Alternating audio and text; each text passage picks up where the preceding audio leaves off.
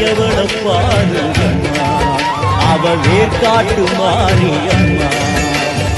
ஆடி வெள்ளியிலே தாயின் சந்நிதியில் பொங்க வச்சு பாருங்கம்மா, அம்மா பொங்க வச்சு பாருங்கம்மா.